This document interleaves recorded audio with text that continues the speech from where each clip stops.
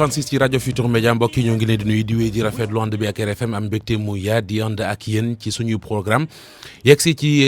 seen émission daan corona ni ñu ko baaxoo bi corona bi duggee ci réew mi ba léegi El Hadj Assane Gueye nag ngeen doon faral di àndal tey mu nekk ci yeneen i yitte tax ma ko fi jéem a wuutus lëf ngir àndandoo ak spécialiste yi ñuy àndal ci daan corona.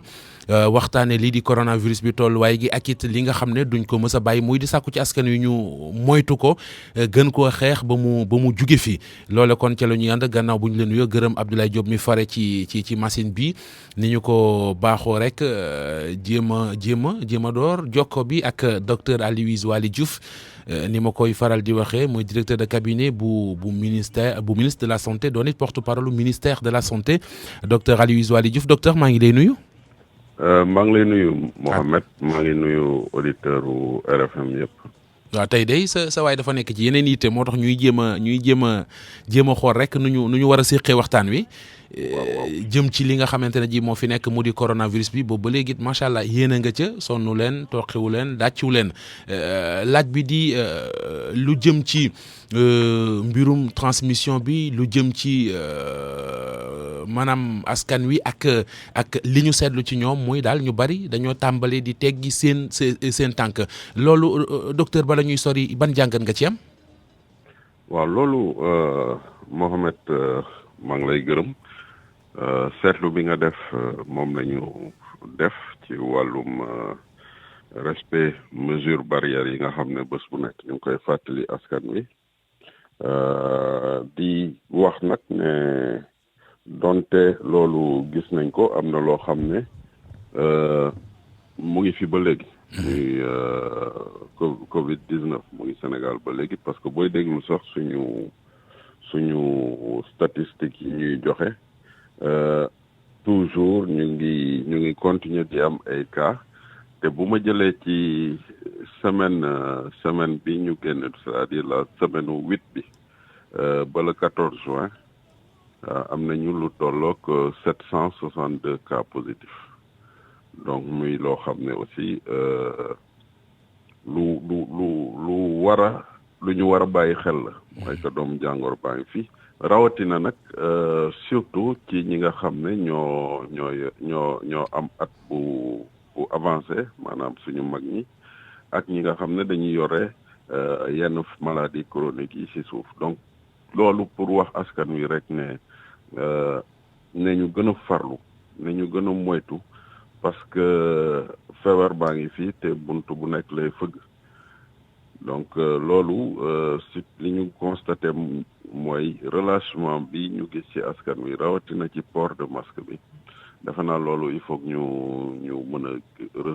jógaat. waaw docteur ci port de masque boobu doguma la mais dafa mel ne nit ñi dañoo desee xam parce que dégg naa ci yenn ci spécialistes yi ñuy wax ne efficacité port de masque bi doon na loo xamante ne ji lu ñu war a prioriser la ñu gis ne au début ci surtout ci jamonoy weeru koor yi nit ñi doon nañ ko farataal ñu dem ba mu yàgg léeg-léeg da ngay gis koo xamante ne ji balay takk masque am sax day dugg foo xamante ne ji boo takkul masque doo fa dugg lu mel ne grande surface ak yu ni mel mu soog a génnee masque am ci poosam daal di koy takk bu génnee tekkiwaat daal di defaat ci poosam est-ce que maanaam jàpp leen ne communication bi wares na ko orienté gën a orienté sax laay wax ci solo masque mi. waaw xam nga loolu door nañ ko bu yàgg defe naa bi ñu commencé wax ministre de la santé moo njëkk a jóg wax ci benn communication bu mu defoon ci suñu communication yi ñu def bés bu nekk insister ci port de masque bi ci askan wi. communication yi mu jot a def yëpp insister na ci ñun aussi ak suñu kuréel yi yu mel ni service national éducation et information pour la santé defe naa dañuy ànd ak leader communautaire yi di prôner di insister ci port de masque suñu ñi nga xam ne dañuy jël aussi parole ci turu ministère bi muy ñoom docteur Bousso professeur Seydi ñoom ñëpp wax nañ ko léegi li ci am mooy il faut que waxtaan bi doon waxtaan boo xam ne dafay gën a boole ñu bokk dëkkuwaay moom la ñuy wax waxtaan boo xam ne dañ koy communautariser maanaam dañ koy delloo ci biir gox yi parce que pour que Sénégalais yi parce que xam nañ li joxe feebar xam nañ li tax lan ngay def ko feebar bi mën a bañ a dugg sa kër wala mu lor ñeneen loolu yëpp askan wi xam na ko mais démarche communautaire boobu ci la ñuy gën a jublu jamono ji pour mën a permettre askan wi ñu mën a waxtaan seen biir pour gën a dooleel port de masque bi. dooguma la docteur xam nga démarche communautaire am ñoo xam tey boo ko waxee dinañ dégg baat bi mais pour mu desee leer mais su ma ko comprendre mooy daal maanaam dem fekki askan wi fa ñu nekk yee leen foofa. déedéet du sax ñun ñooy dem fekki askan wi parce que loolu aussi. il faut que ñu leeral ko. c'est-à-dire que dañuy dem ci boo demee ci benn quartier maanaam nga dem xool ñi nga xam ne ñoo fa am baat ci wàllum diine ñoo fa am baat ci wàllum organisation quartier bi délégué de quartier yi nga xool ñi nga xam ne ñoom la ñu fal comme maire yi ñooñu ngay ñëw former leen waxtaan ak ñoom jox leen jumtukaay yi pour que ñoom ñu mën a toog di waxtaan ak seen askan. parce que xam nga man bu ma xëyee tey ne maa ngi dem Tambacounda pour def démarche communautaire waa Tambacounda mosuñ ma gis waaye am na ñoo xam ne ci biir Tambacounda saa yu amee lu xew ci biir gox bi ñoom ñooy yëkkati seen baat ñoom ñooy waxtaan ak askan bi. donc ñooñu noonu lay waxee maanaam fekki gi mooy communication bi dem fekki leen laa wax. voilà donc ñooñu. voilà waaw loolu la ñooñu nag la ñuy gën a dooleel jamono ji te semaine bële rek def nañ ci benn réunion ci suñu diggante ak ministère des collectivités territoriales ànd ceeg maire yi nga xam ne ñoo nekk ci département Dakar pour jox leen li nga xam ne mooy vraiment doole bi war pour que ñoom tamit ñu mën a encourager démarche communautaire bi. defe naa dafa am lu am solo dañuy wax Senghor daan wax émotion est nègre mais émotion est nègre boo ko jëlee dans le sens positif mooy que africain sénégalais ki nga xam ne moom la tàmm gis ki nga xam ne moom lay yëg saa yu toogee waxtaan ak moom rek dina am lu mu ciy jëlee te lim ciy jëlee bu doon lu ko amal njëriñ daf koy approprier wu pour mën ko def loo xam ne démarche bu muy. bu koy jëriñ lay doon démarche bu koy jariñ lay doon. voilà. démb ma sukkandiku ci bilan démb bi wax ci cas communautaire yi su ma juumul 19 cas communautaire la ñu am mais ci 19 yi bu weesoo Touba gi nga xamante ne ji dégg nañ fa ñeenti cas communautaire yi des yépp wala boog yu ci bari mi ngi ci diwaanu Dakar bu weesoo li nga xam ne Dakar dafa bari mbooloo macha allah est-ce que am na benn explication buy leeral li tax cas communautaire yi ëppee Dakar rawatina fan yi ñu génn. waaw xam nga dafa am loo xam ne bu ñu toogee rek seetlu ko mooy que virus bi ci zone yi nga xam ne dafa am une forte concentration une forte densité humaine yu ci bari ca la ñuy identifier cas communautaire yi fii ci Dakar nag boo xoolee yenn gox-goxaan yi wala nga jël Sénégal dans sa globalité nga xool yenn dëkkuwaay yu mel ni village ak yooyu c'est très rare ñu jëlee fa ay cas communautaire à moins que ñu jëlee ko ci zone urbaine yi yóbbu ko loolu lu muy firnde day firnde ne virus bi fi muy développé wu le plus souvent ci zone urbaine la te Dakar dafay zone goo xam ne nit ñi dañuy xëy di dem di daani seen doole donc di dajaloo fenn di daani seen doole bu fekkee fi ñuy dajaloo duñ fa jël yenn matuwaay lu mel ni port de masque duñu respecter yenn distanciation mooy waral virus bi di gaaw a law biir Dakar mooy waral sax ci Dakar am na zone yoo xam ne li nga koy dégg du bari mais boo xoolee yenn zone yu mel ni Parcelles Assainies nga xool yenn zone yu mel ni ay Guédiawaye j'ai rien contre eux nga xool yenn zone yi nga xam ne ay zone yu plateau léeg-léeg nga dégg ko parce que nit ñi dañuy xëy di liggéey di dajaloo ci zone ci marché yi donc zone yooyu le virus bi di gën a yooyu ñooy gën a permettre terrain yooyu ñooy gën a permettre virus mu law parce que mode bi mu jël mooy mode évolution en zone urbaine loolu mooy expliquer ñu koy gis lu bari ci biir Dakar surtout ci département Dakar bi mais aussi di ko gis ci yenn zones yi comme Touba parce que foofu tamit concentration humaine densité humaine bi ak yëngu-yëngu nit ñi moo tax ba virus bi am terrain bu favorable pour évoluer. démb keroog dégg naa nga koy waxtaan ak El Hadj Assane Gueye ma jeexalee laaj boobu muy ay matuwaay jëm ci été bi ñu jëm xam nga fii Sénégal dañu baaxoo bu été ñëwee nit ñi dañuy jawali géej te du plage yëpp la ñu mën fu ci nekk ñu teg fay soldat wala distance bu nekk ñu teg fa takk der nit ñi di dajaloo ci plage yi ku ne xam na ne bokk na ci lu mën a lawal jàngoro ji ban conseil ban message wala lan ngeen di waajal yéen à votre niveau pour loolu bañ a am. xam nga ñun li ministère de la santé et de l'action sociale intervention yi nga xam ne dañ koy def boo yu si bëri c'est vrai que suñu comité national gestion épidémie nga xam dafa multisectoriel moo koy proposé mais bu ko proposé ba ñu mettre ko en œuvre ministère day nekk bénéficiaire parce que bu boobaa maladies yi dañuy wàññeeku te bu maladies yi wàññeekoo rek ñun dafay loo xam ne mooy nekk suñu gënal donc ci wàllum dem plage yi c'est vrai que ministère de l'intérieur ak ñi nga xam ne mooy force de défense et de sécurité ñu ngi siy def seen kéemtulaay kàttan mais li ci am mooy dem plage bañ fa fekk feebar bi wala bañ fa jëlee feebar bi di ko yóbbu sa kër di lor ñi nga xam ne ñoo toog sa kër sa biir kër di moytu loolu buñ ko buggee rek nañu jël sur un délai très court ñu respecter mesures yi mooy éviter rassemblement yi mooy porter masque yi mooy rassemblement nag buñ ko wax mooy dem ci plage yi parce que li ñu bëgg te waxoon nañ ko bi ñuy génn ci korité bi nit ñi naan yàlla nañu tabaski ñu mën a tabaski ci jàmm mën a amaat jëlaat suñu activité ci activités yi nag am na ci activité de vacances comme nit ñi di demee plage mais pour ñu def loolu il faut que ñu am un sursaut en matière d'effort il faut que jeunes yi comprendre ne lii buñ ciy jógee mu dagg te pour ñu jóg ci il faut que ñu topp tegtal yi ba nga xam ne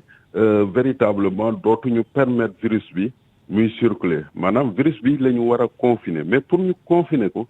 il faut que ñi nga xam ne ñoo koy jàllale respecter mesures yi bañ a dem ci bërëb yoo xam ne dinañ fa daje di mën a jàllale di mën a permettre virus bi muy circuler. maanaam def seen xel ne daal il faut que ñu muñ li fi ngir boo lëggee mu xaw a gën a neex. il faut que ñu muñ. il faut que ñu wane suñu valeur il faut que ñu susciter suñu orgueil comme niñ ko defee woon bañ ñu ne bu ngeen moytul Afrique di ngeen am ay millions bañ ko waxee ñun ñëpp dañ jóg ne non mënul nekk ñun africains yi nii lañ mel mais loolu nag il faut que ñu wane ko ci ay actes il faut que ñu wane ko ci ay jëf te ci loolu laay vraiment aux population bi particulièrement les jeunes pour que ñu xam ne suñu defee un petit peu d'effort respecter mesures rek ñun war nañu mën a nekk dans une situation boo xam ne day nekk situation bu favorable. très bien docteur ma bàyyi la bëggoon a xam looy daaneel ndax léeg-léeg dina am fu ngeen bëgg di accès seen communication te xëy na laaj du fa yegg te ngeen bëgg di ko wax ma bàyyi la looy daaneel laata kon may dem jëli professeur Daouda Ndiaye. waaw ci ñaari ponk ñu ñaari ponk xam nga séeréer bi làkk wolof dafay xaw a jafe. garaawul wolof ne nagu ñuul boo ci amee soow mu weex jëlal. amul problème ci ñaari ponk benn bi mooy ñi nga xam ne wax naa ko ci njëlbeen mooy ñi jëmee mag ak ñi nga xam ne dañu yore ay maladies chroniques ñooñu véritablement nañu insister ci respect mesures barrières yi tant que ñu ngi mën a wàññi génn gi ñu wàññi ko toog ci kër gi di sol masque di raxas seen loxo ak ndox ak saabu. beneen ponk bi nag ci personnel de santé bi la ministre de la santé dafay def saa yu jël kàddu rek di leen féliciter di leen encourager ñun ñëpp ñu gis ne jamono ji metti na trop parce que dañu gis population yi dem vers un relâchement mais li nga xam ne moo tax ñuy sol blouse li nga xam ne moo tax mooy def suñu fierté véritablement ñu ngi leen ci encourager di leen ci féliciter man su may wax damay wax ci turu ministre de la santé mais aussi damay wax en tant que personnel de santé metti na ngay waxtaan ak askan ñu bañ la déglu wala bañ la may nopp mais li nga xam ne ku ci sonn ñëw ci yow mais li nga xam voilà li nga xam mooy suñu rôle rek nañ ko def te ñu ngi leen ci encourager ñu ngi leen di féliciter ci li ñu jot a def parce que Sénégal nag suñu amee yenn benn satisfaction si wàllum feebar bi c'est surtout suñu taux de guérison. Je crois que ñun bu ñu demee ba am démb 3424 guéris gàcci ngalaama personnel de santé bi gàcci ngalaama aussi ñi nga xam ne ñu ngi déglu tegtal yi bu leen dara dalee rek ñu teel a woote pour ñu mën leen jël en charge donc ci loolu nañ ci wéy te defe naa buñ ci wéyee dina yàlla mën na def mu saafaral ñu jëf. amiin waay docteur maa ngi lay gërëm bu baax a baax. jërëjëf docteur Aloyse Waly Diouf la woon ak ñun porte-parole du ministère de la santé directeur de cabinet bu ministre de la santé et de l'action sociale gërëm ko ni muy ànd ak ñun fajar gu nekk ci wile waxtu ngir defub jàngat ay xayma ki leeral waxtaan ak ñun lii di coronavirus bi nga xamante ne ji daanaka dafa fatt àdduna yëpp Sénégal moom it jot ci wàllam. jëli beneen kàngam beneen spécialiste di professeur Daouda Ndiaye professeur maa ngi lay nuyu. maa ngi lay nuyu Mohamed di nuyu mbokki auditeurs RFM yëpp déglu. dégg nga li docteur Aloyse Waly Diouf daanale mu di relâchement bi nga xam ne nemmeeku nañu ko ci population bi noo ko jàngatee ak yow loo gis. waaw en fait en réalité bon c'est vrai que xam naa du ñàkk ne xam nga jàngoro bu egg ba fenn fii. du ñàkk mu am relâchement du ñàkk mais c'est pourquoi dafa am ay éléments yoo xam ne buñ ciy basé wu rek dina mën a gën a tax ñuy fàttali mooy li ñuy wax mooy maintenir communication bi ak sensibilisation bi et surtout également di insister ci li ñu naan facteur de risque yi ak lan mooy conséquence bu corona amee bu la duggee wala mu dugg sa kër pour nit ñi di gën a fàttiku na danger mi parce que boo xoolee li tax ñenn ñi ñu naan dafa xaw a am relâchement ci li ñu wax mooy dañoo yaakaar ne yenn jeunes yi dañoo wax ne ñoom peut-être que ñoom buñ ko amee du leen sonal te boo xoolee ñun sunu askan ñu ci bëri ndaw yi ñoo ci gën a bëri macha allah donc dafay am solo bu baax a baax ñuy fàttali ne même fekkente ne feebar bi yow yaakaar nga ne bu la laalee du la lor jàppal na feebar bi bu la laalee mën nga ko indi sa biir kër te bu ko indee sa biir kër mën na wàllu sa wéjur bu jigéen mën na wàllu sa wéjur bu góor mën na wàllu mag ñi nga nekkal te ñooñu attanuñ ko d'abord te mën na am sax yow moom mu nga nekk wala sa biir kër am na xale bu ndaw tout tànk wala keneen koo xam ne am na ce qu'on appelle les maladies am na maladie chronique ñooñu aussi dañ ciy sensible moo tax bu ñuy expliquer di leen rappeler que ne même fekkente ne feebar baa ngi fi yaakaar ngeen ne wàññeeku na wala wàññeekul wala mun na leen bañ a lor jàppal na yow bu la lorulee mën na jaar ci yow dugg sa biir kër indil keneen problème te loolu day loolu lu nga xam ne mooy li ñuy wax risque yi donc c'est extrêmement important ñu leen koy rappeler wax leen également facteur de risque yi bu wees li tax muy dugg mooy d'abord li tax muy dugg mooy le fait que set bi amul wala comme ni ñuy utiliser jumtukaay mesure de barrière yi man ci insiste beaucoup ci masque bi mais pas masque bi en tant que tel mais ci utilisation masque bi pour wane ne par exemple boo xoolee dem ci benn mbooloo mu am juróom fukki nit yu fa nekk bu juróomi takkee masque juróomi takkul masque day mel ni kenn takkul masque parce que ki takkul masque day exposer ki takk masque bi mooy mën na ko jox comme ki takk masque mën na ko jox et masque bi aussi c'est extrêmement important ñu insister le fait que du rek dalay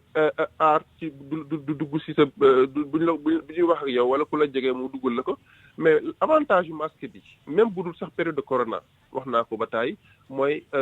lépp lu nga xam ne maladie jàngoro boo xam ne loxo ñàkk set moo koy indi te bari nañ ci àdduna boo laalee sa loxo fenn parce que nit ki mën na sol masque am wàññi ko teg ko ci sikkimam di xaar dugg ci mbooloo pour takk ko mais kooku na xam ne bu rombee fenn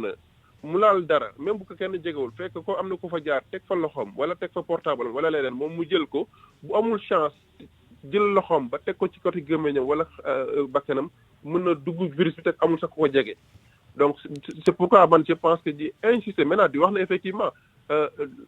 information boo koy def da nga am solo nga ne même bu dee kenn la wala ñaar la pour l'essentiel am na ñu koy takk ñooñu dañ leen jaajëfal maintenant ñi ko takkul di leen pousse pour ñu jëm vers l'utilisation parce que gëm nañ ne bu ko ñëpp takkee ak barrières yi ak yeneen mesures yi mën na am yooyu yëpp dinañ ci am jeexital. mais li jaaxal docteur moo di professeur autant pour moi li jaaxal ñëpp mooy jamono ji gaañi sénégalais yi di gën a farlu ci prévention yi di gën a farlu ci geste barrières yi booba dañu doon wax naan ñaar fukki nit a fi faatu wala gën ko wala ñaar fukki nit ak benn yooyu tey ñu egg ba ci 64 décès nit ñi di gën di maanaam di gën di bàyyiliku loolu paradoxe boobu nuñ ko mën a comprendre maanaam conséquences yaa ngi gën di bari nit ñi di gën di bàyyeeku. waaw loolu c'est vrai que paradoxe la boo xam ne doy na waar mais mën nañ ko comprendre paradoxe bu doy waar parce que pour man doomu aadama benn bu faatu rek mel na ni àdduna tukki na donc pour man dama jàpp ne bu benn nit faatoo mel na ni téeméeri junni nit faatu nañ en tout cas sur le plan psychologique man loolu laay jàppee affaire bi parce que bakken dafa fort benn bakken bu dem te fekkente ne bakken boobu dem mënoon na amal njëriñ ay junni nit wala bakken boobu dem mënoon na amal ay njëriñ ci wàllu alal ci wàllu xam-xam ay junni nit kooku benn bakken boobu mën na raw ñaar téeméeri junni bakken pour wane na rek bu ñu xeeb nombre de bakken bi faatu bi meneen bi mooy li ma waxoon sànq ñàkkul na ñenn ñi dañu yaakaar ne ñun kat mën na fexe et cetera ba du ma dal et cetera mais te surtout que comme je l'ai dit bu ñu fàtte yeneen maladie yi te ñun ñëpp dañu def sursaut ñu bañ a fàtte parce que boo nee non garaawul parce que awma un nombre de cas parce que am na ñoo xam ne foofu lañ koy jëlee nombre de décès yi c'est vrai fi ñu ko doon xaare en fait ñenn ñi fi ñu ko doon xaare lañu egsiwul parce que pour ñoom comme ni ñu koy waxee ay millions de décès dina am mais pour man bu mekkul même millions de décès le fait que muy am benn ñaar même si effectivement ci cas wu coronavirus décès moom mënut a bañ a ñàkk bu fekk tant que mu ngi am transmission mais ñu insister sur le fait que pour man nombre bi am na solo mais nombre bi pour man c'est pas le plus important li ci am solo mooy le fait de constater que am na ku faatu d'abord mooy donc insister sur ça et puis jëm leen ne parce que lan moo tax ñu war ko xeex parce que boo xoolee am na ñu bëri interpellé nañ ma c'est vrai que waaw waxuma ci lu bëri ci affaire ñi ngi nawet baa ngi ñëw donc ki naan par exemple tey corona mën na ko bañ a laal mën na ko bañ a indi problème mais kooku noonu li ma xam man mooy bu fekkente ne nawet bi dugg na si nii siburu am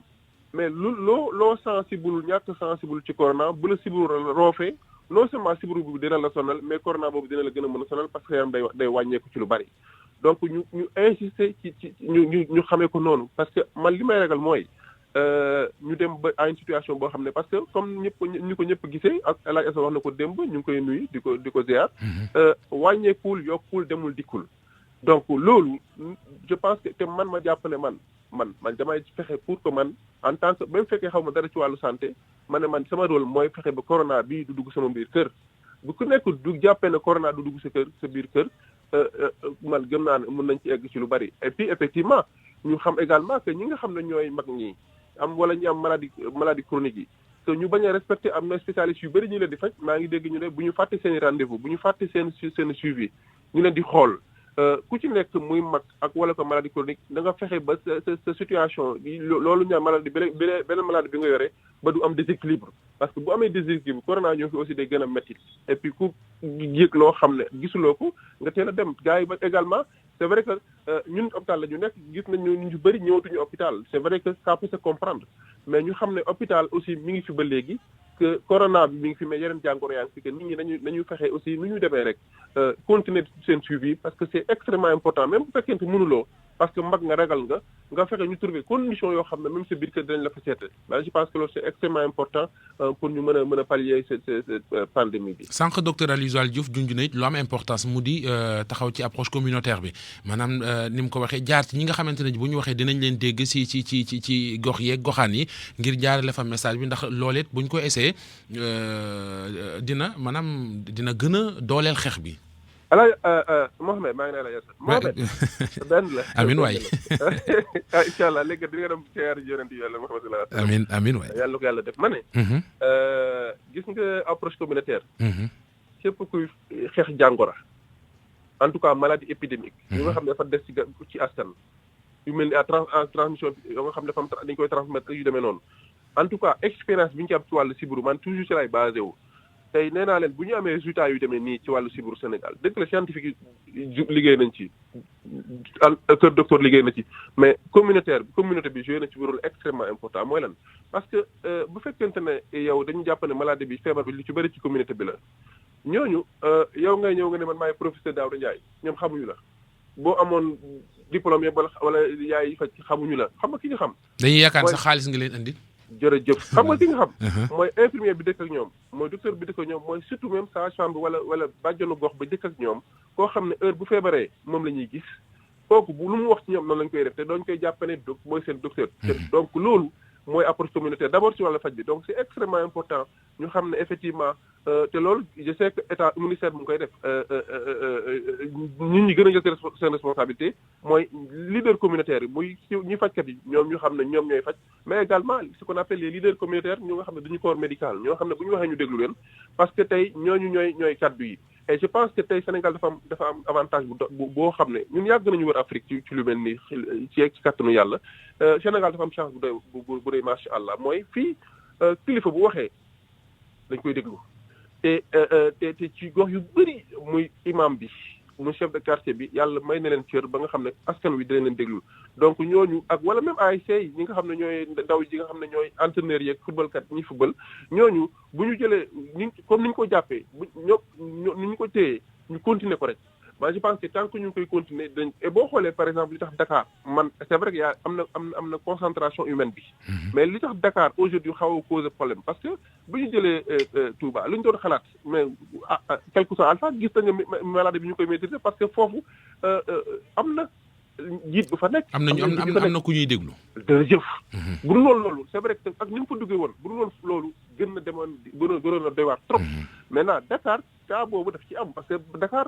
pour trouver un des leaders communautaires du yomb parce que Dakar ñëpp fi dajee fii yombul li ci am ku ci nekk yaay sa leader communautaire à Dakar loolu mooy pour aujourd'hui au-delà de la concentration au-delà de nit ñi dañuy defee parce que loolu moo tax ma ne aujourd'hui du ñàkk nag même à Dakar am na ay leaders communautaires am na ay bàjjenu gox am na ay imam am na tout ça donc ñooñu aussi tant que ñu ngi continuer wax je pense dina am man parce que sinon dinañ sori parce que li ci am solo ba am solo fi may daaneel encore une fois approche communautaire bi moom mooy en tout cas toutes les maladies yu mel ni sibiru nga xam ne moo jaaxal àdduna di rey lu teel ak téeméeri junniy nit juróomi téeméeri junniy nit par at environ par ci Afrique di dal lu dee ñaar téeméeri millions ni nit ci Afrique bu ñu demee ba mën ko maîtriser lu mel ni suñu Sénégal c'est parce qu'il y a l'approche communautaire donc approche communautaire boobu nañ ko téye te bu ñu ko téyewulee dina dem ba compliqué parce que li may ragal mooy maladie bi mu bañ a nekk épidémie mu nekk endémie mooy mu des fii parce que en réalité aussi dañuy waxante li nga xam ne lan la ñu yaakaar loo mën a bu ñu ko téew bu fekkente ne demul bu demee ba nekk endémie bon lu ne mën na xew lu ne mën na xew te loolu lay gën a compliqué sax waaw mu ne ko ci lay gën a koo xam nga gan bu la ganee see ñibbi d'accord naa waaye bu bëggee dëkk moom day xaw a doy war Mohamed te gan boo xam ne bu dugg see dootoo génnati waaw day xaw a yéeme bu dugg see day yàqal si lu bari waaw loolu nag tant que demuñu ba nga xam ne ñëpp laal na leen ba ñu mën a am benn immunité bi ba nga xam ne ñu ne boobu leer na leen sax dootu lorati te man li ma gëm mooy Mohamed même bu demoon ba bañ ne sax am nañ immunité bi mais am na mag fooy toll immunité mënatoo ko am loolu mooy la vérité en réalité li immunologie di wax lu maladie endémique am na yenn mag yi bu ñu demee ba benn âge bi dina métti lool seen yaram mën a di répondre ci yenn jàngoro yi. jërëjëf professeur Daouda Ndiaye maa ngi lay gërëm bu baax a baax gërëm la ci disponibilité bi xam-xam bi nga ñu baaxee ak ni nga ko nangoo séddoo ak ñun gërëm ko baax a baax moom professeur Daouda Ndiaye gërëm leen yéen it ci ànd bi ak rajo Futur Média ci léegi nag dañuy àndandoo ci sottante xalaat waxtaan ak auditeurs yi ci jàngoro corona gi lu ñu ci gis lu ñu ci bëgg a leerlu lu ñu ciy digle loolu lépp kon ci kanam tuuti ñu ànd ci ak auditeurs yi ci 88 628 14 14 Ablaye lii lu mu Jibi Sey mu nag moom macha allah baat bee neex ba léeg-léeg boo koy dégg da nga yaakaar ne yàlla na ko yàlla lafal cat Jibi suñu rakk jooju. ayca Ablaye nu ñuy def ñu ànd ak auditeurs yi ñoo ngi kenn ci ligne bi am déet. ayca salaamaaleykum allo oui. asalaamaaleykum. waaleykum salaam. Amady Ndiaye ñoo ngi lay ziar. maa ngi delloo siyaar gi bu wér. Boubacar Diarra Kees. Boubacar baa yaa ngi ci jàmm. ñoo ngi sant yàlla bu baax. ayca maa ngi lay déglu. xam nga liggéey su ànd ak. ànd ak professionnalisme. ku ci dem rek mun ngaa wuutu sa morom te loolu day nekk lu rafet kon ñoo ngi lay rafetlu vraiment say tey jii sa taxawaay ci rajo bi. alhamdulilah jërëjëf topp tànki Assane Gueye rek. Alaaji Assane Gueye nag kooku moom macha allah parce que dañaa dëkk ak moom kees fii lu ñu koy faral di waxee dëkk ak ay njabootam ak waajuram. mais xam nañu lu ñuy jëriñ askan bi kon moom noonu la mën a mel. macha allah jërëjëf. di la wax ne yow aussi tamit. sa taxawaay si biir réew mi dellu sant yàlla tout le temps te di ñu lay ñaanal yal na la yàlla la fay cat. parce que askan bi am na ñoo xam ne suñu xëyee te dégluwuñ la du ñu am jàmm. alhamdulilah jërëjëf. jërëjëf Boubacar diaspora bi nag tey jii war nañoo wax si ñoom mooy suñu mbokk muudu yi ak faatu yi. am nañu jafe-jafe ndax dañaa demoon liggéey ronk andi seen biir réew muy Sénégal ak seen askan bi yëpp. kon tey jii si épidémie amee ba dellu war a am tey jii kon gouvernement bi ak ñi nga xamante ñoo yor wàllum avion bi nañ leen yombalal pour ñu dem dellu liggéey ndax lu ñu liggéey ñoo ngi koy andi si askan. te Mouhamed Ndiaye ñooñu tey jii dañuy nekk si liggéey yi ñu wàcc su ñu wàccee soxlawuñu lenn ñoo ngi jéem a seet ñu ubbee seen téléphone pour am revue de presse Mouhamed Ndiaye pour mën a déglu information yi am seen réew. loo xamante ne liggéey moo ko mën a faj ak comme pour def ko seen réew pour mu faju ñu def ko kon ñu leen ñaanal ñibbi ak jàmm. amiin amiin di ñaanal aussi ñu nga xamante ne ñooy soldat suñu armée sécurité et de défense nañ leen ñaanal ndax tey jii doy na waar waaye nag il faut que réew mi ñaanal leen ñu xam ne ñoo ñooy ñan ndax tey jii ñoo ngi am ay perte ñoo ngi jaale ñu nga xamante ne tey jii seen njaboot ñoo si gën a àdduna ndax métti na te ñoom ñoo ab seen liggéey bi ko service militaire teg ko pour lan pour défendre seen réew kon suñu demee di si am ay ñu siy génn àdduna ak ñu siy blessé askan bi tamit ak gouvernement bi ak armée bi nañ leen delloon jukkate di leen ñaanal te bàyyi xel seen i njaboot. jërëjëf surtout bàyyi xel seen njaboot. jërëjëf maa ngi leen di docteur Ndiaye si Thiès asalaamaaleykum jërëjëf nuyu ma waa Kees maa ngi leen di gërëm bu baax a baax di ñaan ci auditeurs yi nga xam ne ñi ngi dugg maanaam soxlay réew mi bari na li ñu war a mën a wax bari na te loo ci wax rek njëriñ lay doon mais comme dañu ne mën nañu yem ci corona bi képp koo xam ne yaa ngi dugg ñuy waxtaan sottantee xalaat rek waaye nañu ko yemale ci Covid 19 bi rek ma jëlaat beneen auditeur salaamaaleykum. waaleykum salaam. ku baax na nga def Mouhamed Ndiaye ñu ngi lay nuyu di la ziare. maa ngi delloo nuyoo géeg siyaar gi. di ziare Abdoulaye Diop bu baax. jërëjëf. di rafetlu liggéey bi ak professeur yi fi jaar yëpp ñu ngi rafetlu liggéey bi macha allah sëñ Modou la Pikine. sëñ Modou jërëjëf waay. waaw man de dama waxoon ne waam bu coow li moom mën na bëri waaye xeex corona bi ñuy wax moom daanaka moom gars yi ñoo ci nekk waaye nit ñi nekkutuñ ci moo amoon ci ay xalaat nag ma ne woon. programme yi nga xam ne Sénégal moom da cee yàgg nekk. te mooy doxal Sénégal mooy doxal am réew mooy doxal àdduna muy wàllu mbay. dañ ci góorgóorlu. ñaari junniy milliards yooyu ñu wax nañ ko dundee ab dund tey bi ñu ko defoon ci suuf si. tey ñun tey xale yaa ngi nii di kaas naan dañoo bëgg a dem plage dañoo bëgg a sangu dañoo bëgg a nangam xale yi waroon a jàng tey bu ñu leen jëloon boole leen ak ñi nga xam ne ñooy étudiants yi ak ñi nga xam ne ñooy seen professeur nga xam ne ñoom boole leen yóbbu leen ci tool yi ñu béy ba pare ñu fay leen suuf si dina ci jur dara ñoom dinañ ci am expérience dinañ ci amee dara mais am réew moo xam tey dafa toll ci situation toll ci jafe-jafe toll ci problème ñu wax ay waxi mbas yow nga naan da ngaa bëgg a dem place fay xos xol xam nga Sénégal nag dañoo mënut a jàkkaarloo waxante dëgg moo tax li ñuy dal moo tax ñu am suñu problème te nanguwuñ ko régler maanaam daal dañoo xamul lu ñu bëgg xamul luñ bëgg parce que tey jii li ñu war a def tey ni ngi wax ne léegi 23 heures la vérien am na xale yoo xam ne ni ngi commencé di kaas na dañoo bëgg ñu bàyyi ñu ubbi carrément parce que dañoo bëgg a dem soirée xoolal loolu maanaam Sénégal si boppam xam nañ seen i problème mais nanguwuñ koo saafara li ki njëkk nag mooy nañ fexe ba suuf si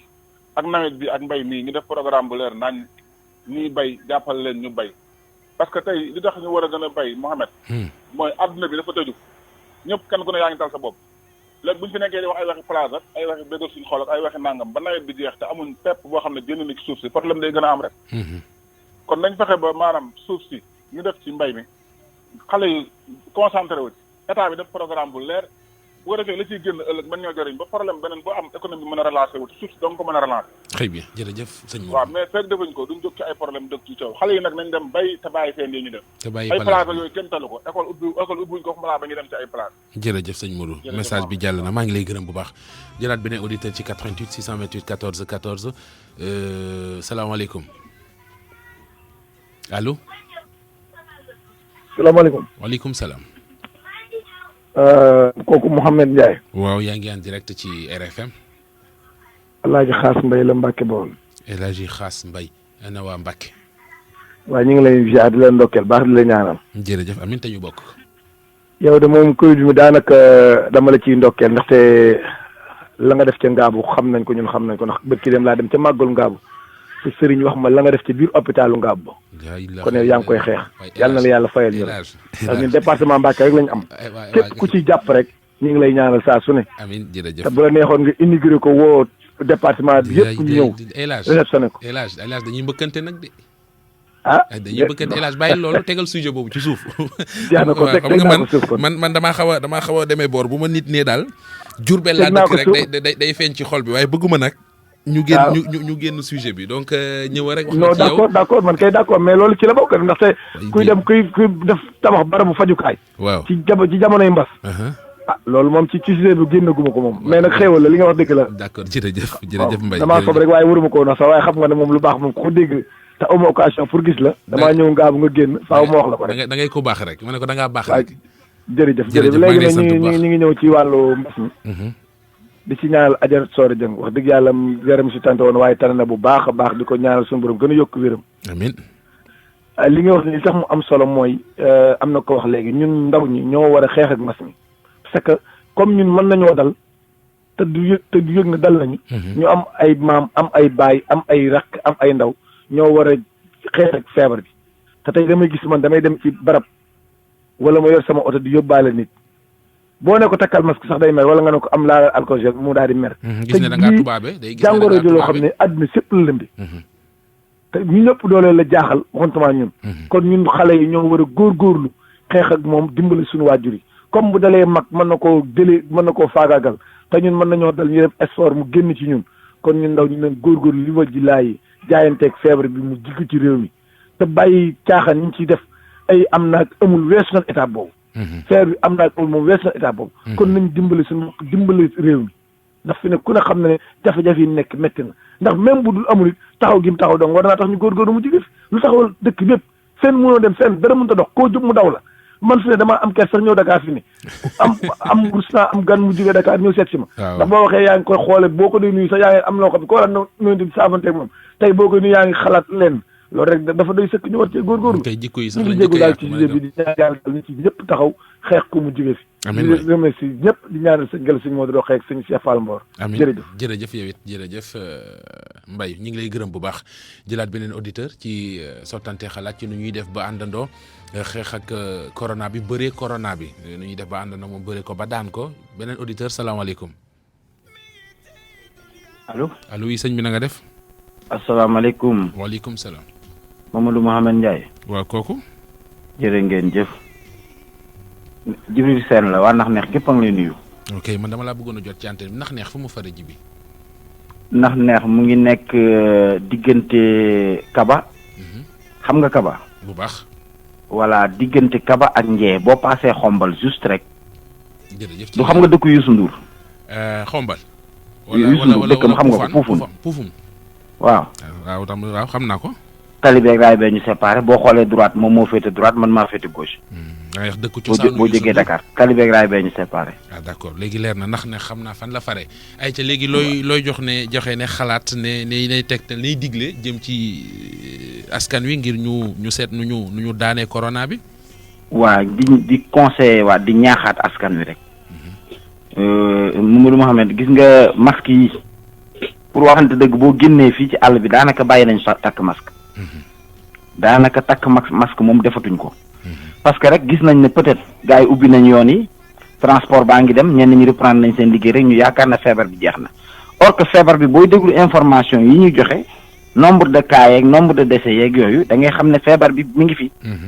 wàññeekoogul de. dafay dem sax kay. te surtout ma ne ko day wàññeekul day dem sax kay waxuma la wàññeeku. mais ma ngay waaxuy dem. surtout boo xoolee par exemple xam nga comparaison bi gars yi dul def moo des fois da ngay xool nombre de cas yi am ak nombre de cas guéris yi.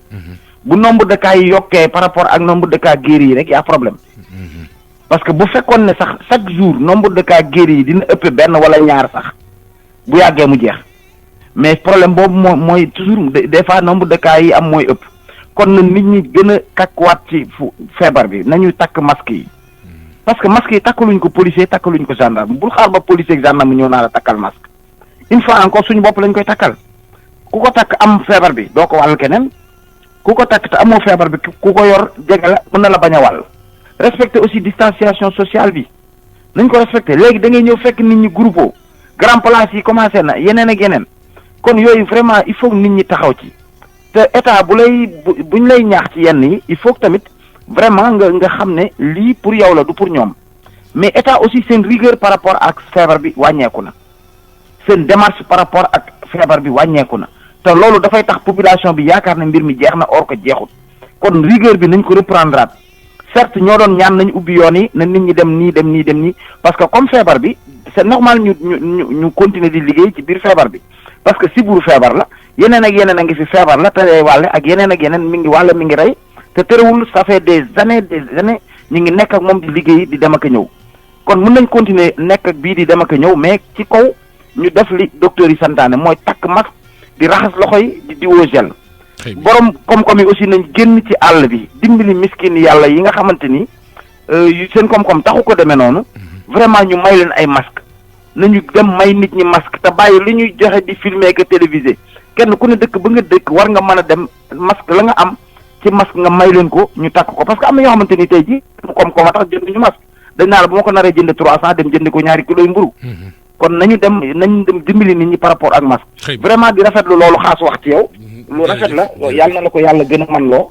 man loo ko bépp sénégalais bu ko bëgg te pour ko def ci Sénégal jërëjëf maa ngi lay gërëm ba xam lay ñu jël auditeur bu mujj ci waxtaan wi salaamaaleykum salaamaaleykum 88 628 14 14 salaamaaleykum waaleykum salaam wa rahmatulah. ku baax na nga des. Mohamed Ndiaye. waaw kooku du Gazu. maa ngi lay nuyu bu baax Pape Ibrahima Jongo Gazu. waaw nga dëgg de baat bi de xàmmee naa ko. waaw baat bi xàmmee nga ko. macha allah. Laay Maxtaar maa ngi lay ziar bu baax di ñaanal xalifatal muslimin Baye Abdoulaye Thiaw yàlla na fi yàgg te gën a wér ak mbooleem xalifa ab lislaam. amiin waay. di ñaan ci réew mi yàlla dolli ci jàmm. Mohamed. dafa am loo xam ne tey xol bu naqari laay waxee. te maa ngi ko jëmee sama njiitu réew sama leader le président Macky Sall. jàll ci son ministre de l'intérieur Aly Ngouille. mënuñu ñoom liggéey bu am solo ba léegi ba heure bi ñu bàyyi nag sénégalais yi ñun sama genre gi di def lu leen neex dama bëgg nan dellu mbir mi ca mboy ba. bu nu bàyyi mbir yi ay takkaleen maskaak ay nangam na tegaat yatam fi mu nekkoon man xam naa du nitu fitna le président Macky Sall Mohamed. du nitu fitna billahi du nitu fitna jàmm rek la bëgg yii yëpp pour jàmm rek am la waaye léegi bu ñu ubbee yenn yëpp jàkka yi ubbi li nu war a ubbi yëpp ñu wax ka ba ñëpp a kaas ko ñu ubbi ko ñu tegaat yoon mais nanu respecté mesures barrières yi léegi nag comme defuñu ko mais na tegaat fa mu ne mbir mi fa mu nekkoon il est temps parce que buñ ko defulee mbir mi day gën a yokku ci gox-gox yi benn Aliou wax na lu am solo ñu ngi koy nuyu baax du nuyu ministre Abdoulaye Diouf Sarr parce que fekkee ni ñi nga xam ne ñooy communicants yi nan dem ci gox yi comme ni ñu waxee nii mënatuñu communication bi ñooñu dañ ci bokk am nañ ay ñu créé ay comité Covid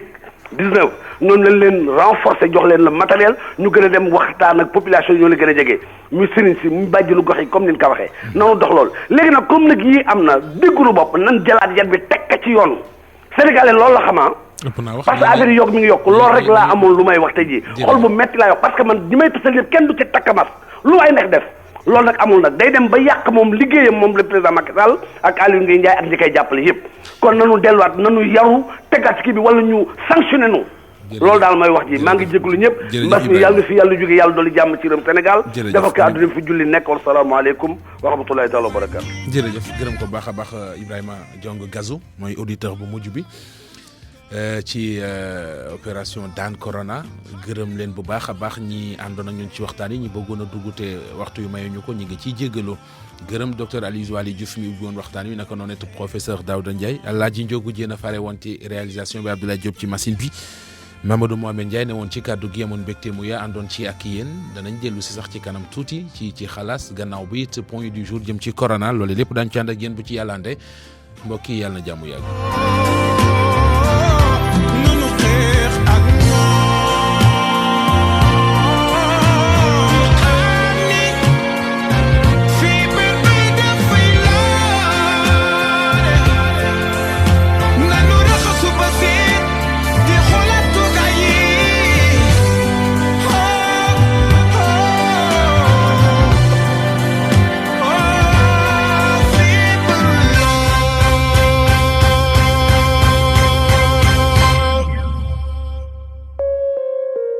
que la Covid-19 continue de se propager au Sénégal, il est essentiel que les communautés prennent des mesures visant à éviter la transmission du virus et à réduire son impact, surtout sur les enfants, en suivant les recommandations du ministère de la Santé et de l'Action sociale entre autres. Se laver systématiquement les mains avec de l'eau et du savon avant d'entrer dans vos maisons, de manger et après avoir touché une surface ou un objet. Évitez de se toucher les yeux, le nez et la bouche. Gardez la distance sociale en maintenant une distance d'au moins 1 mètre avec les autres personnes, surtout si elles toussent, éternuent ou ont de la fièvre. Portez un masque facial obligatoirement. Respectez les règles d'hygiène respiratoire. Se couvrir la bouche et le nez avec le pli du coude ou avec un mouchoir en cas de toux ou d'éternuement. Jetez le mouchoir immédiatement après dans une poubelle fermée et se laver les mains avec de l'eau et du savon ou avec une solution hydroalcoolique. Limitez pendant cette période le partage des verres par exemple de thé et de café. Ataya, restez chez vous. Ensemble, nous et nos enfants vaincrons le coronavirus. Ceci est un message et un souhait de World Vision.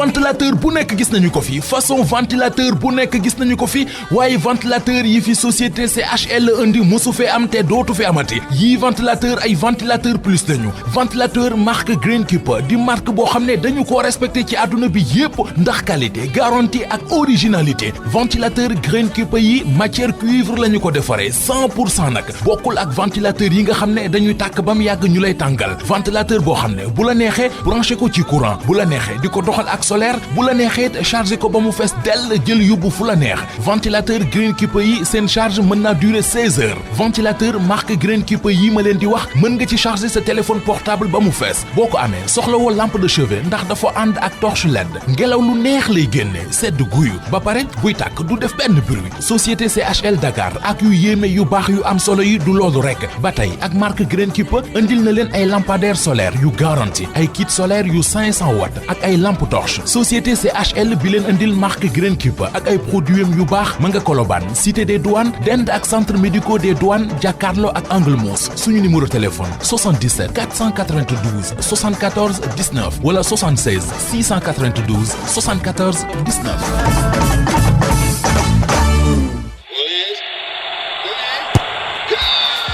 Soyez prêts à parier avec OneXBet. Gagnez gros. Pariez et gagnez avec OneXBet. Pariez et gagnez avec OneXBet. Pariez et gagnez avec OneXBet. Pariez et gagnez avec OneXBet. Avec 200% de bonus sur le premier dépôt. Pour commencer, utilisez le code promo radio sur onexbet.sn. sa doom ji mu ngi jéem lu mu mën waaye soxla na ndimbal lool ñetti xale yoo jël fii ci Sénégal ñaar ñi dañoo am feebaru manqué deret benn ci sabab bi koy indi mooy manqué fer ci ñam yu ñuy lekk coono ak ñàkk mën a teewlu mooy mandarga yi wane ni sa yaramu doom amul fer te loolu mën naa tax du am résultat yu baax ci njàngam. kaasu meew Nestlé Gloria bu nekk dañ ko dooleel ak Nutriforce bi nga xam ni mooy jox sa doom fer ak vitamine C bi mu soxla ngir am wérgu yaram bu ne keng ak xel bu ñaw lool jox leen seen njaboot wérgu yaram bu ne keng ak meew Nestlé Gloria bu ànd ak Nutriforce.